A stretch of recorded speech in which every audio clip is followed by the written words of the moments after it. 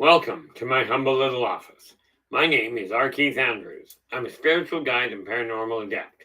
The journey continues today on January 21st, 2025 at approximately 9 p.m. PST. Now, I have made it my life's journey to remind people that working together we can make this a better world for virtually everybody. I bill myself as a spiritual guide because the tools I offer are the exact same tools that I personally use in my day-to-day life. And the philosophies of life I talk about are the same philosophies I guide virtually every decision I make by. With this in mind, I know these tools will work for you because they continue to work for me and have literally worked for thousands of other people over the years with varying degrees of success, depending on their own personal efforts. Now, in the background, we have Storm. He handles our primary moderation, making sure problem children, regardless of what their posted name is, don't come through the door. I personally don't desire another heart attack due to stress. And the reality is, Storm makes certain that doesn't happen. Then we have LA Moon, who is in the chat room a lot of the time. She quite often helps keep the conversation going and is primarily concerned with my physical health. With that in mind, thanks very much, LA. Yes, we did have dinner before we got here. We got a pot of coffee up front, but that's okay. Now, we are talking about autism, a non-medical approach. Now, something we have to understand very clearly. I am not a medical doctor in any functional form. Okay, so what I'm talking about is simple observations and ways that I've found to deal with people that are either diagnosed with autism or believe they may have it. Okay, now the thing is, okay, well, before I get into that, let's start with the obvious issue. We have Rachel Andrews is in with the gold, followed very quickly thereafter by Philip Blair with the silver. How you doing, Rachel? I do hope your day has been going well. You know, the funny thing about autism is this, okay? Autism is another, in my opinion, and we must be clear, this is strictly my opinion. Okay. When we start looking at autism, it is a different way of looking at the world, of interacting with it. Now, yes, quite often, because of hiccups in the way they process, autistic people may seem a little withdrawn. They may have trouble making eye contact. Okay. You'd think if that was one of the primary indicators, nobody would have questioned whether I was autistic. Actually, they thought I was ADD or ADHD, both of which proved to be ineffective. And Rachel, you're in with honorable mention. How you doing, Rachel Andrews? Glad you could join us. You know, I appreciate that, Philip. Phil Blair is just letting us know he likes the new time slot, and we are going to be staying here for the foreseeable future. I am coming in quite on, periodically I do come in around the 4:30 mark with a day in the office. But I find that day is literally because I putter around the office and get things done. But there's a lot of people that can't make the show at night. So I figure this gives them an extra outlet. But when we look at autism, something we have to really take a look at. Okay. Every mental dysfunction, everything that mentally doesn't work the same as the common person, it can be classified as a dis-ease. Something is causing a hiccup. Now, with autistic people, it seems I was looking at what they use as the symptoms. Now, I am not a doctor, so I'm just taking it at face value. This is what they say. Okay. But I will tell you, one of the best tricks, if you've got somebody that has trouble focusing, one of the best tricks that I found to deal with that, doesn't matter what the kid. Okay. Doesn't matter the kid. You hold one finger up in front of them, because when you hold it up in front of them, their eyes will automatically lock on it. Now you've got their attention, you can ask them something. Now, absolutely, you're probably going to have to ask more than one time, because they will have trouble in all likelihood processing. Now, let's be clear. I've run into adults that are theoretically fully operational that have the same problem. Now, somebody mentioned the other day that regarding mental health, approximately a third of the population is now being classified as autistic. If this is the case, this is not a disease. It is simply a different thinking process. And yeah, Philip, you are absolutely right. It is sort of like a different operating system. The funny part about it is, as with any operating system, once you learn the tools, it's relatively easy to work with it. But the trick is learning the tools to start with. One thing I did find with people that tend to get lost in their own little world, you've got to bring them back to your world to communicate. And this is why I say one finger up. You don't point it at them and wave it at them or scream or anything like that. Philip goes, we take in 400 times more sensory data than typical. It can be overwhelming.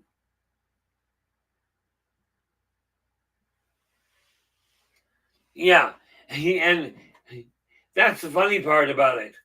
Here's the thing. Okay, Philip is going, we take in 400 times more sensory data than typical. It can be overwhelming. We call neurotypicals senseless because they sense less. Oh, here we are. LA's going, my son and Bonus Kid are both on the spectrum. They both have been able to turn most of this to a functional way of living. They and we are blessed. Absolutely. Operation Shutdown, you are in with honorable mention. How you doing? See, the thing is, when we start labeling things, first thing we got to realize, and this is directly based on what you just said there, Philip, something you got to realize is everybody is pulling that information in. It's just autistic people seem to be able to recognize they're pulling it in. And then they get overwhelmed in the first place. Because much as they pull it all in, they're getting overwhelmed. Oddly enough, this funny little list method I use, if you keep it down to 3 items, okay, you can keep control of it. But you can get caught up in the list. And all of a sudden, you've got overwhelmed. Now, today, like when I went on air this afternoon, okay, I ended up getting by the majority of a new booklet laid out, got a couple of figures painted, got both this one. Okay, it's not done yet, but it did get started. That's a Linnaean Hydra. This is just a hobby. And of course, a plaster, I think it's plaster, figureheads I'm working on painting, while I was doing all sorts of other things on there. Autistic people look at the world a little differently.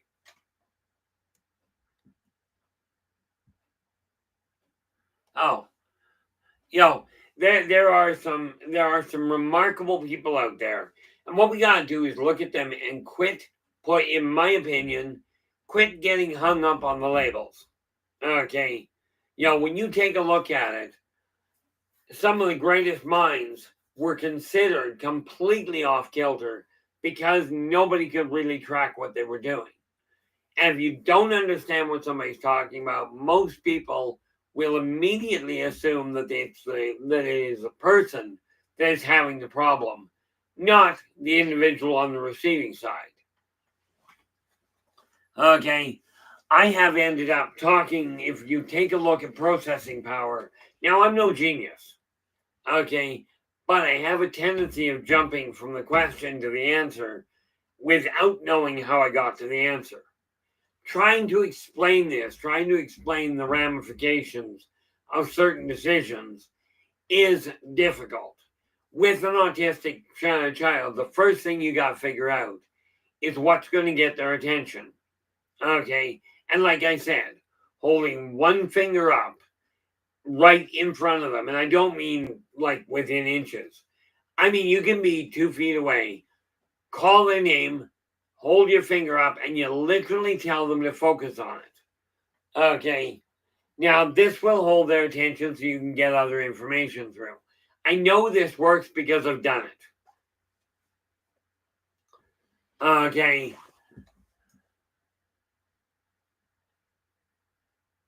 Oh, there we go. One of the biggest things you got to realize is anything that reduces the input. Like Philip is just saying, he tends to wear sunglasses and put tissue in his ears when he goes out because it cuts down on the sensory input. Here's a neat little newsflash for you. Your eye, do not take my word for it, do your own research. Your eyes pulling optical information. Clearly, what you may not realize is right at the base of the skull in that little divot, you've got another optical receptor that pulls in more information. I know this because of the fact I deal with it. Okay? And it really boils down to understanding one thing.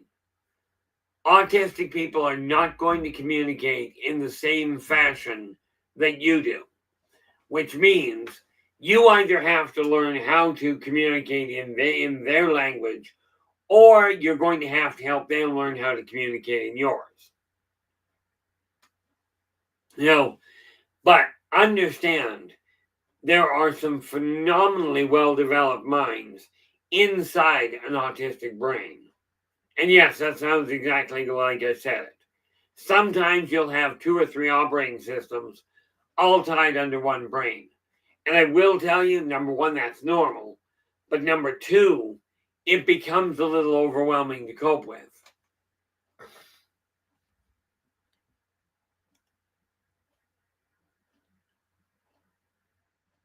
Oh, there we go. LA goes, our Walmart has special hours for sensory challenged people. I like that since I have PTSD. And that makes me nervous when there's too many people and too much going on. I have the same problem, the PTSD thing. Mine's triggered by different setups, but it is an interesting situation. One of the things that we've got to look at though, if you're pulling in too much information, sometimes you can work things out. You can draw your attention elsewhere. One thing I find I do is I got this neat little thing, and I like this. I've got a ring that I can play with. Okay, makes a lot less noise than my keys do. Philip, the funny thing is this. Okay, and pardon me for being direct, or don't, but you yourself are diagnosed autistic, are you not? There is actually a reason I'm asking that. The funny thing is most people do not. Joanna, how are you doing? Oh, there we go. Yeah, Joanne says, yeah, I noticed the special hours early in the morning. I used to only shop in the late evening. See, I do my best not to go. But that's because I don't like being like crowds to start with. But then the reality of it is this. Everybody pulls in information in their own ways. Okay. Yeah, I appreciate that. The reason that I look at that I ask that, is because much as autistic people do not know how to communicate, they can. How did you put it? Yeah, you don't know how to communicate in typical ways, which is true. But what most people don't realize is that even being autistic, or especially being autistic, you actually can learn how to communicate. It takes probably a little more work than normal, but it is doable. Whether you desire to do that or not is another issue altogether.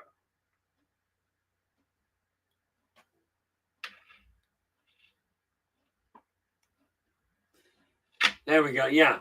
LA goes, the checkout person in our Walmart is autistic and verbally challenged. We make sure we go to him since we get it. You know, here's the thing. I will go to somebody that is a little slower, okay, as in little verbally challenged, whatever, if they are trying far quicker, if they're putting the effort in far more readily than I'll go to somebody that can speak well and just doesn't seem to care. Because the thing is, if you're overcoming a challenge, you put a lot, people tend to put a lot more effort into it. Okay. And there's a real sense of pride of being able to actually accomplish it. Okay. What we have to realize is everybody processes things a little differently. There's just autistic people, their different way of doing things just seems to stand out a little bit more.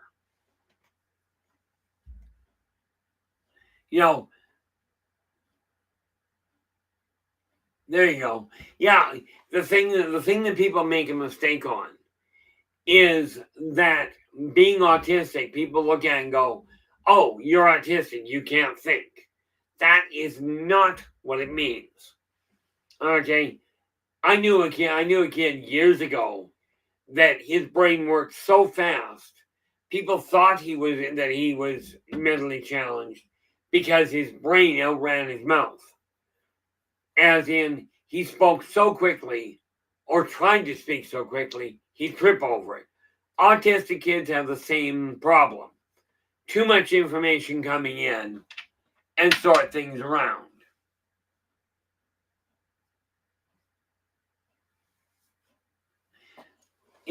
The funny part about it is all of these things can be taught, where you've got a room where people have to look at it. And this isn't just what people in the new phrase seems to be neurotypical. Okay. They're, in my experience, they're seriously, and I'm no medical doctor. I'm really not. But what I've found is people that are theoretically normal do not process information well either. Now, why? I'm not entirely certain what diagnosis they're going to use. Yeah, you see, Albert Einstein, I get a kick out of that. Philip goes, Albert Einstein thought quite well. He just thought slowly and thoroughly. Oddly enough, what I found out about Albert was not that he thought slowly. It was that he had to figure out how to translate what he was seeing into something that standard people could understand. Okay, and this is what caused a lot of the problem. It had nothing to do with he didn't understand what they were thinking. It was a problem of trying to figure out how to get them to understand how he saw it. I run into the same problem with the disadvantage. My mouth goes into hyperdrive, and then I see if anybody figures it out. Ow.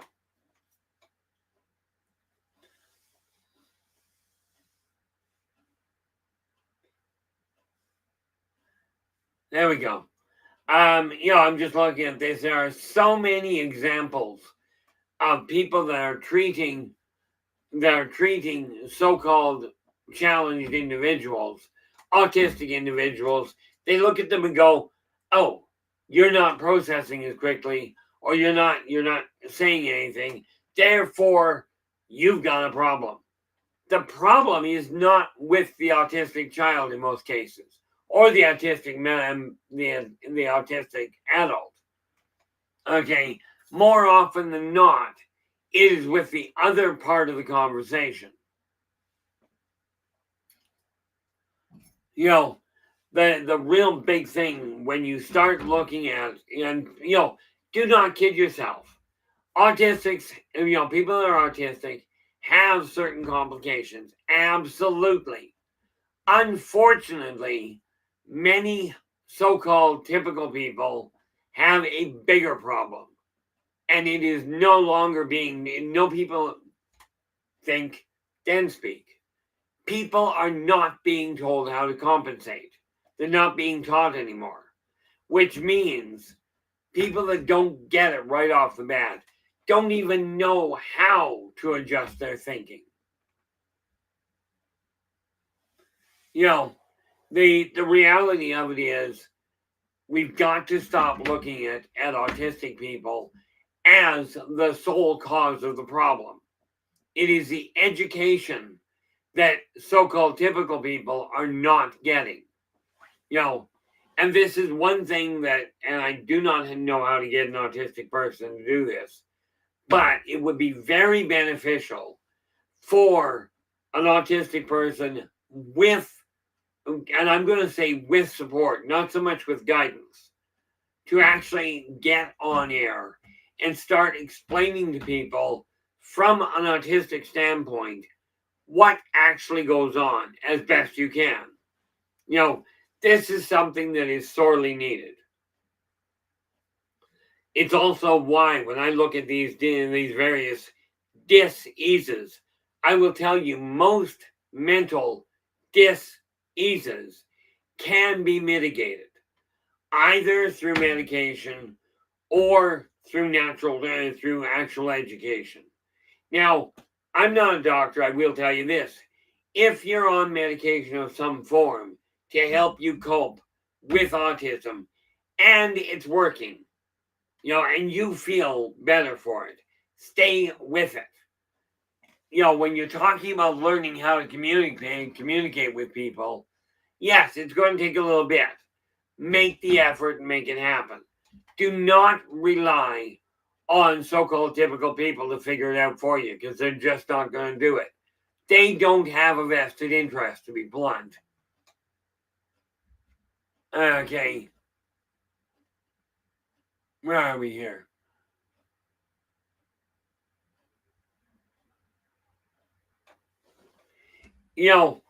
I much as that is a good idea, because let's face it, like Phil's just going, Asperger autistic people are advised to have a trusted neurotypical friend or family member join them when starting new romantic relationships.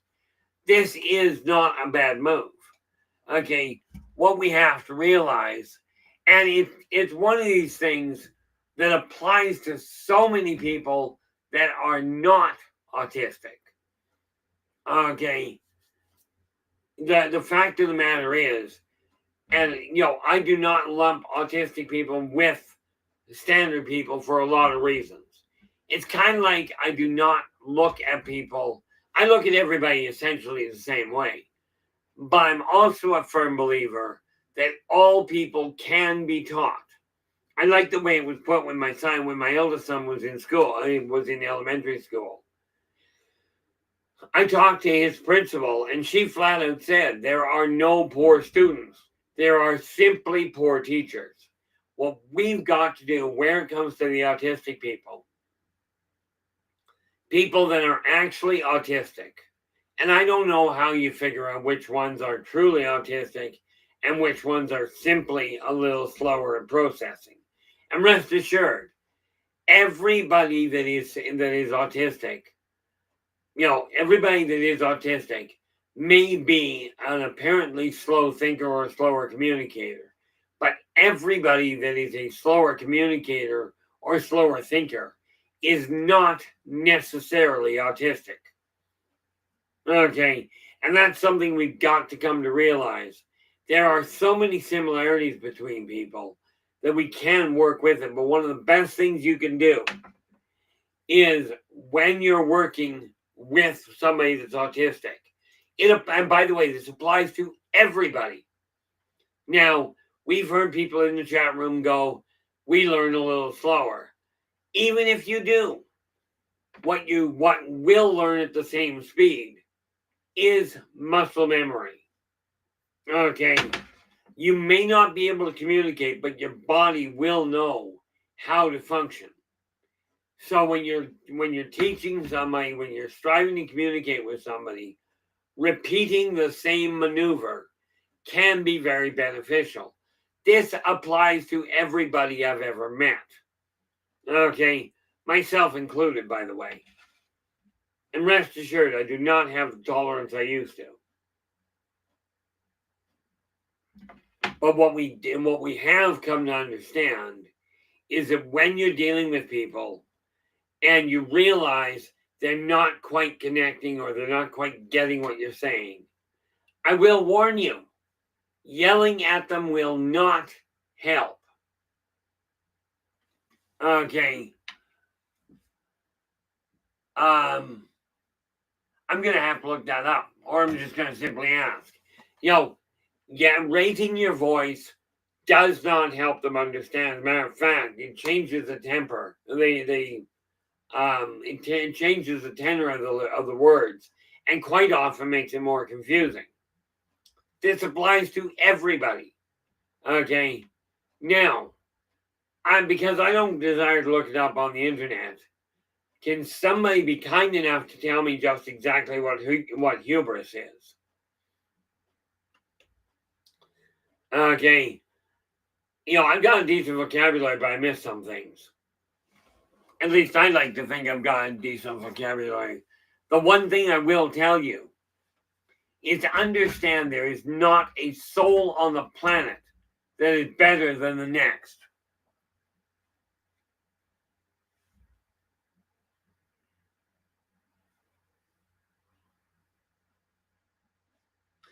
What do we go here? Joanne goes, my grandson was diagnosed at age 3, at age 3.5. He loves to learn.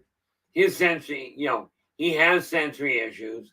My daughter enrolled him in preschool. Now, I'm not sure what DDI is, but it was the best thing. Now he's in kindergarten and mainstream. He's in kindergarten mainstream. Oh, Philip goes, raising their voice lets us know not to trust them. That's actually, I understand why it does, but that's something that autistic people have to learn. Okay? It's not just a question of a voice being raised. Okay? There is an energy power behind it as well. LA goes, my sensei told me one day after I'd won my first black belt, you don't learn slow, you don't learn fast. You learn completely. I think that applies to a lot of autistic individuals. There we go. Thank you, Joanne. I appreciate that. Of course, this is a little facetious on my part, but I swear 99% of the people I've met belong in a DDI program. Because I'll tell you, they're not getting the message. Of course, people aren't being taught anymore how to communicate, which creates a problem. Autistic children and adults have a neat little advantage. They know they don't process things the same way. Okay. And the one problem I personally run into with people is my voice carries. In case you hadn't noticed, it carries rather well.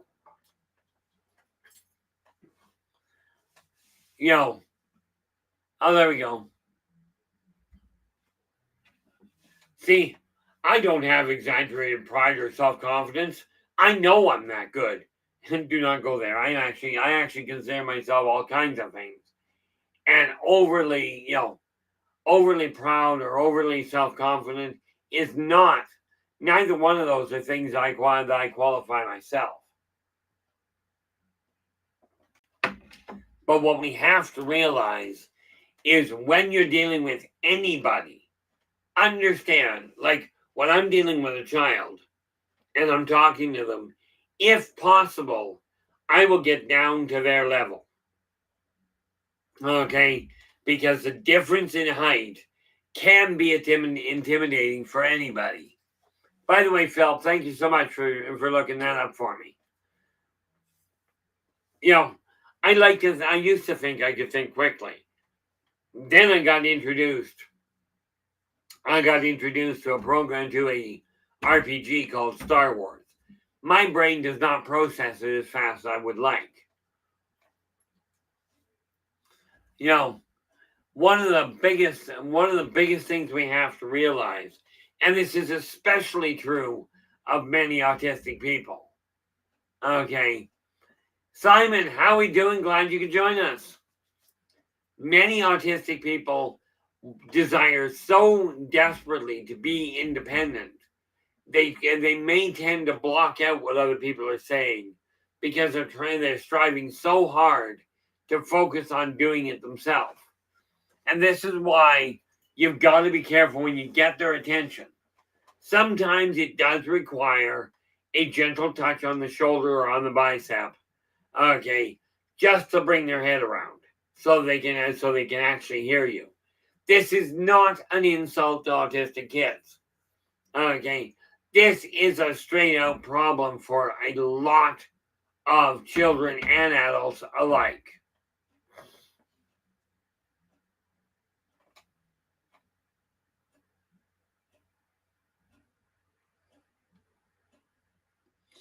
There we go.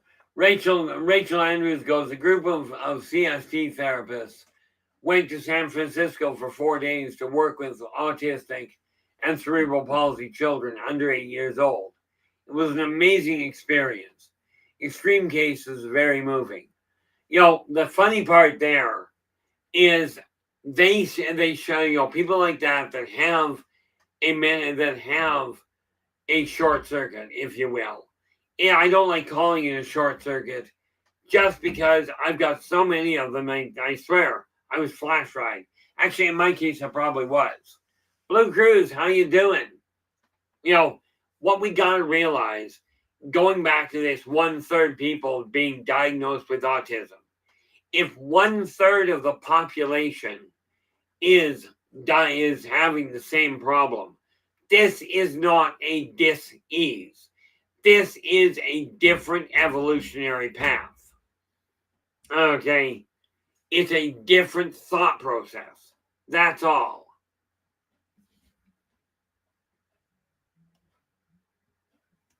Oh, okay. Oh, what I call egocentric or egotistical. Yeah, people that go, I know better than you, and therefore I am better than you. People like that you're going to have a problem with because they will listen less than what an autistic person will. Difference being, the autistic person is doing their best to comprehend what's being said and to figure out how to communicate. The egotistical person doesn't care what you think or what you're saying, for that matter. Okay. And I know I've talked to people who go, I do so care. And they totally ignore what you're saying. And I know everybody out there has met somebody like that. Okay. One of the things we got to realize is autistic people are quite frankly, normal people.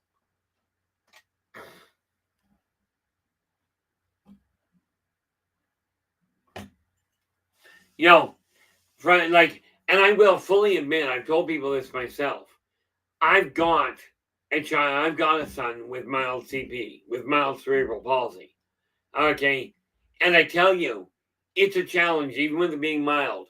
I don't know if I've got the patience for severe CP. This is why when I see somebody dealing with one or dealing with a couple, I will first of all, I'll talk to the individual that is challenged, and say hi to them. Then I will turn to the attendant and thank them for their efforts. Because let's face it, it takes all kinds of people on this planet. It takes all kinds to make this world work. And we gotta stop looking at people that are still functional, maybe a little slower. Okay. Maybe they're a little bit slower, but we've got to start looking at them, and we've got to start looking at them as being absolutely normal. I personally look at the term neurodivergent and go, everybody I've met falls under that. Okay? Every single person I've met is neurodivergent, in my opinion. Not from a clinical standpoint, but from a functional one. You should try it the way I go through it there, Philip. Philip goes, it's hard to filter out unnecessary sensory data.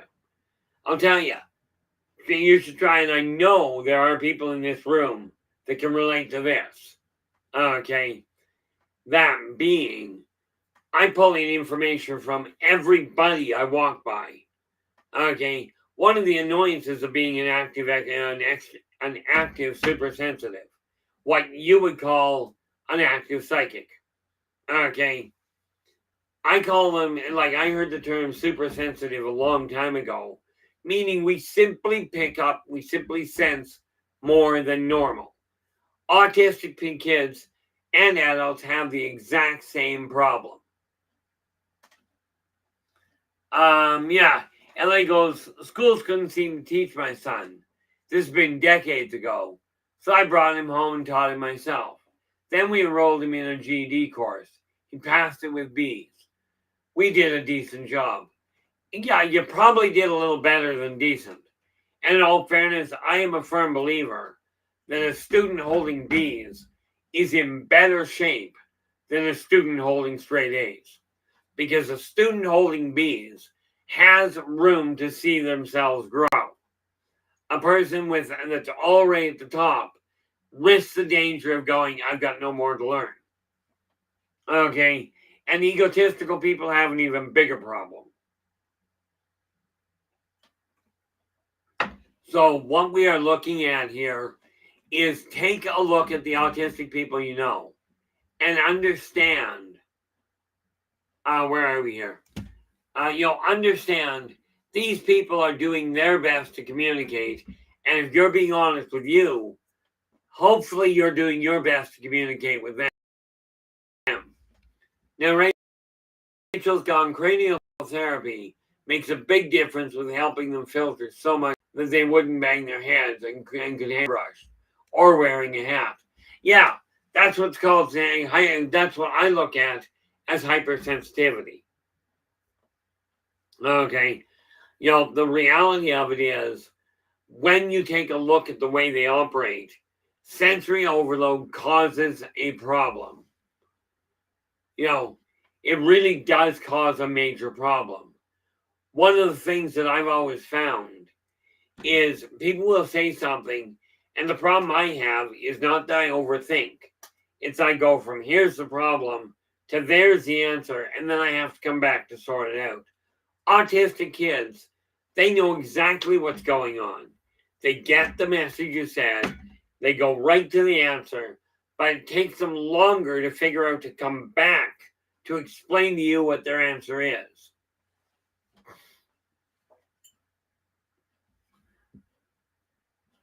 Oh, Lord, yeah. Joanne says, some parents don't accept the child needs help. It's about the parent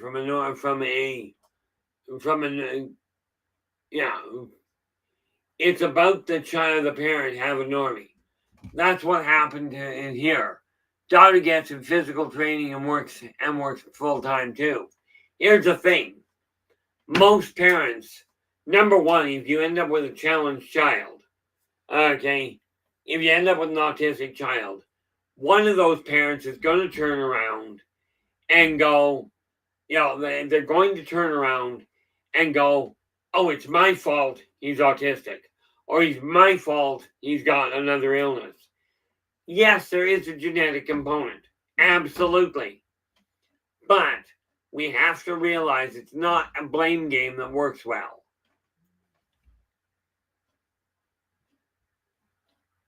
Yeah, LA goes, I worked during all that too, and my ex took his turn when he came home. This is the whole thing about shared parenting. And I'm going to digress for a moment.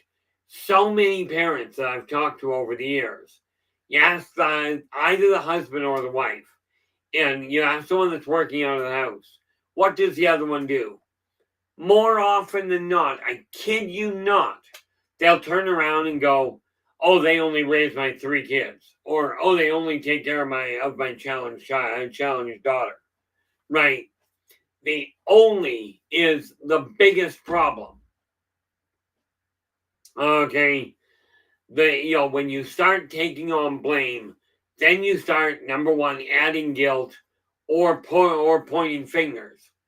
Okay, neither one of which is going to help the kid, because let's not forget, autistic children are literally hypersensitive. And I would say myself, okay, now bearing in mind, I grew up sensory overactive. I was born as a psychic right from the get-go.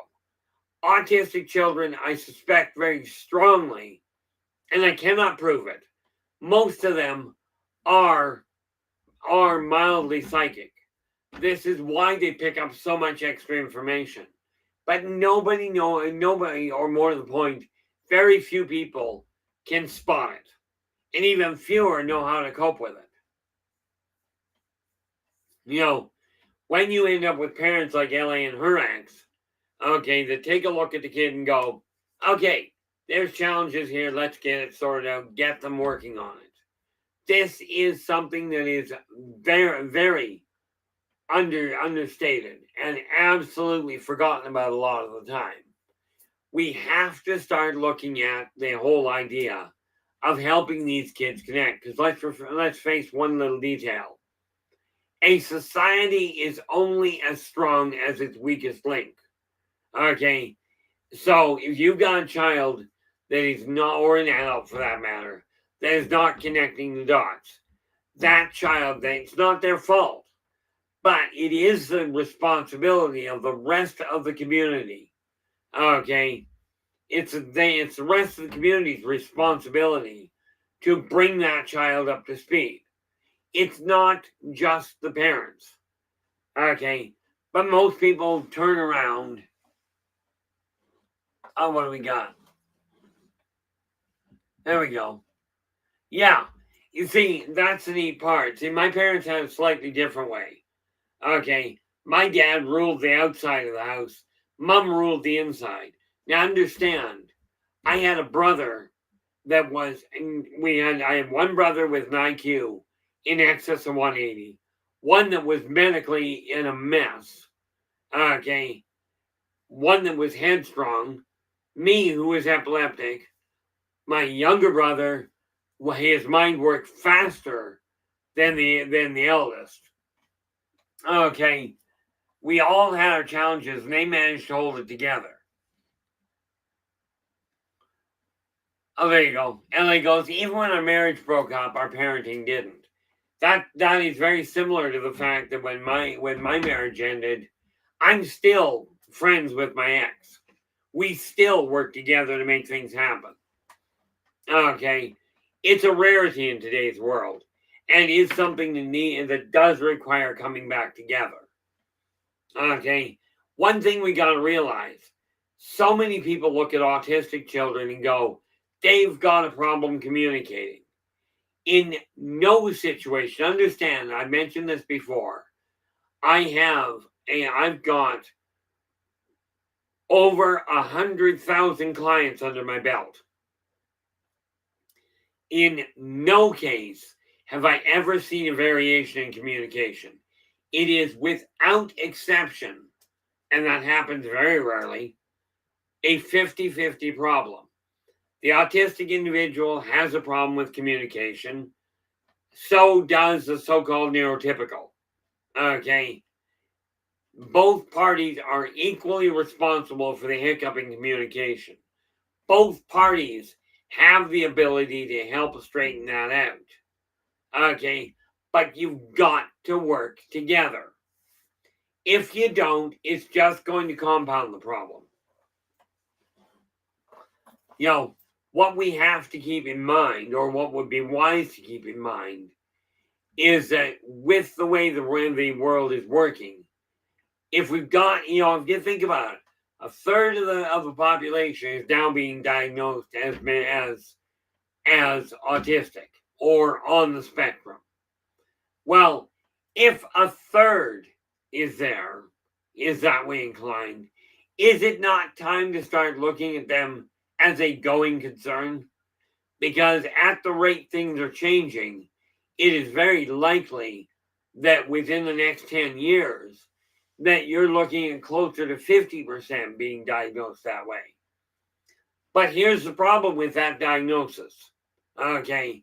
When you start saying that person is challenged, okay, what you're actually saying and what you're actually telling that autistic kid is, I'm better than you are. And I'll tell you, I have met a lot of people over the years, and them being better or worse is not the situation. The biggest thing you got to remember is that with the way this world is, we've got to start looking at each other, regardless of the neurological template, as equals. This does not mean you have the same capacity to do anything as somebody else. It means you're simply as important. As the saying goes, it takes all people working together to make things happen.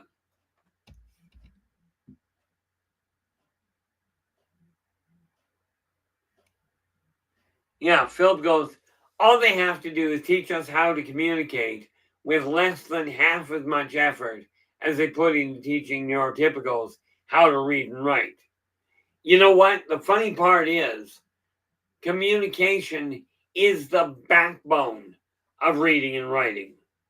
And if that were to be taught from the get-go how to communicate, then teaching people to read and write would be easier. However, there's a problem here.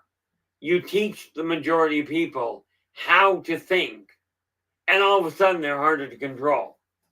Okay? Now, do understand something very critical.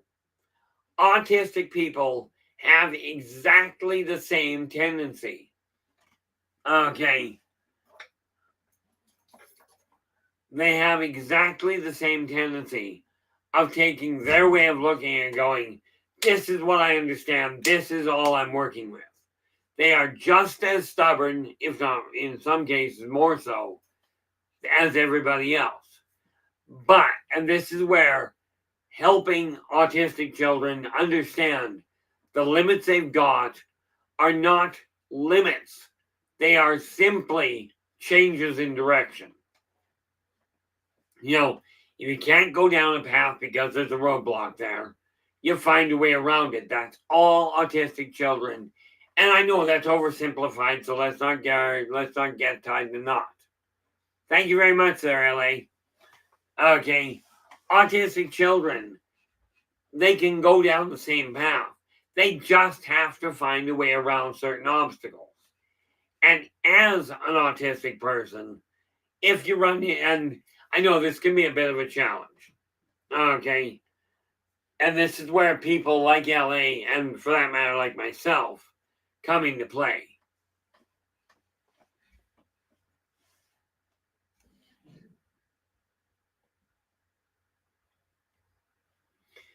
Yeah. In all fairness, Philip, it actually doesn't exclude you. It just, and I will debate that one wholeheartedly. Philip goes, typical communication isn't taught. The neurotypicals leave it up to social osmosis. And then he goes, this excludes us. No, in all fairness, it really doesn't. But what it does do is teaches you that you belong on the outside. Okay? And I'll tell you, leaving it to social osmosis, I don't know about you, but I'm looking at the way that's working and going, it ain't working well. Okay? Understand, you're still learning. All autistic people still learn, if you will, by osmosis. They learn by example, by what they feel. Okay? The fact is still the same. You're jumping from the question or from the event to the answer or to the outcome, and then trying to dig your way back. And that takes time. Okay. it used to take me forever to figure out how to explain things, because I go from here's the question, bang, there's the answer. I know that's the answer. Now, how do I explain that? You think about it. When I took the time, and it took me a long time. I do not have a massive education. It took me 2 hours to explain a hyperdrive, and we'll call it that for simplicity. Okay, to somebody with a master's in rocketry and astrophysics, because I knew what the answer was. I didn't have the linguistical training.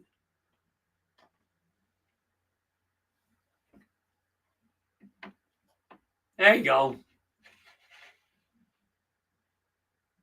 Yeah, LA goes, I never did that. I taught him communication.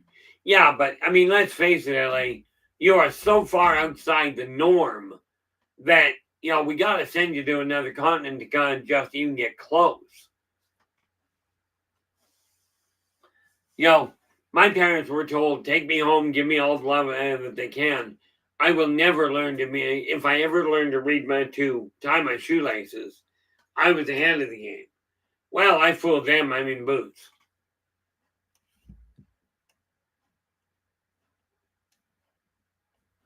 Oh, Phelps goes, The Little Mermaid is a story about autism by an autistic author.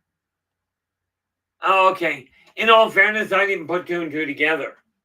I never saw The Little Mermaid as that. I saw The Little Mermaid in a whole different light. Although I did enjoy the show.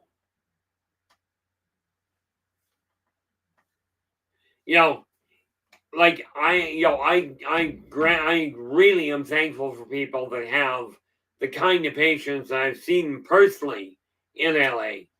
Okay. And in many people that I don't have that patience anymore.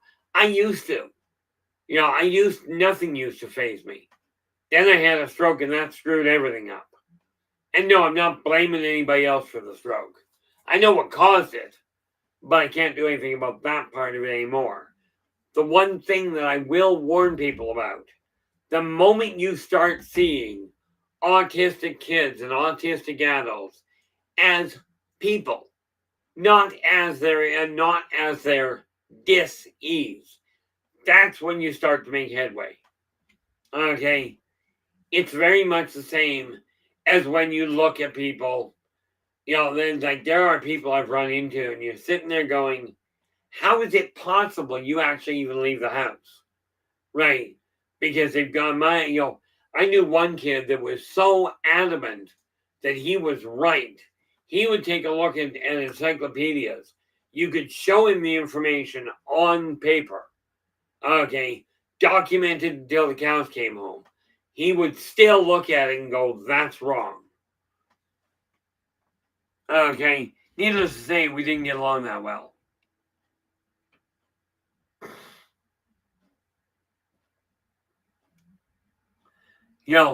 The neat part about it, Phil was saying the education system is starting to change.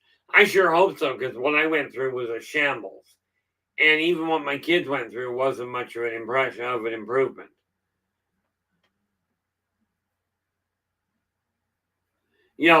One of the things that, Joanne goes, I was painfully shy, and 10 girls tend to be quiet.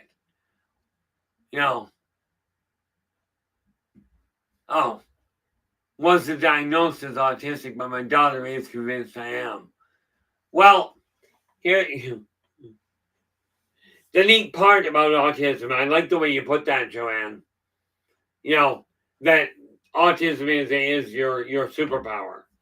The neat part, all you got to remember, and I'm still trying to find ways of explaining things.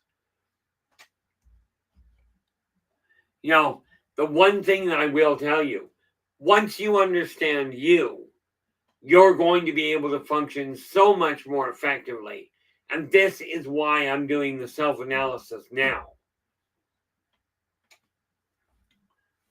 Because I'm looking at it going, how can I take what I see here and what I feel here what I see in my mind's eye, what I feel in my heart. How do I get that across to everybody? Because so many people are going down a very negative path, and it is not leading to a good outcome.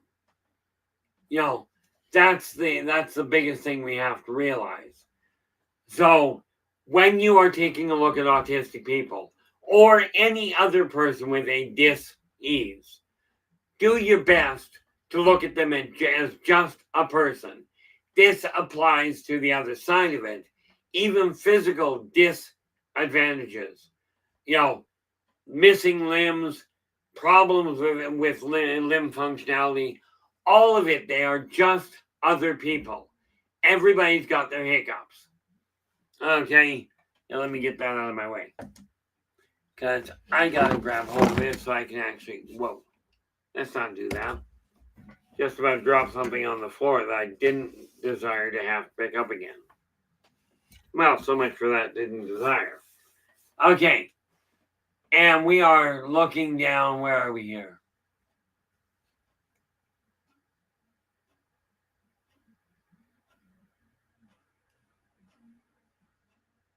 Oh, well, that's cute. We are down to 5 minutes. Just looking at this, Philip is going, Basque Country has a very simple initial screening for autism. List a person's close acquaintances. If the majority are family, they send them for more thorough evaluation. Okay, and that's an interesting way of doing things, but it's a method. Now, I do want to say thank you so very much for sharing your time with us tonight. Tomorrow, Friday, we are going to be looking at chakras the chakras as they apply to your house. House being your home or your business. We're going to look at the chakras of the way that it's laid out. Because I will tell you, once you understand that, your home is all of a sudden going to be able to be straightened out a lot quicker. Straightened out in your eyes. Now, I think I've got a couple others here. Oh, yeah. And then on Saturday, on the 25th, we're going to look at what it means to let go of the past. Okay, I am still adding things to the list as we go along. If you've got an idea for a topic, do let me know. Would be really appreciated. But for the moment, we are winding things down here. Thanks so very much for sharing your time with us tonight. Really appreciate it. And I do look forward to talking to you again in the future.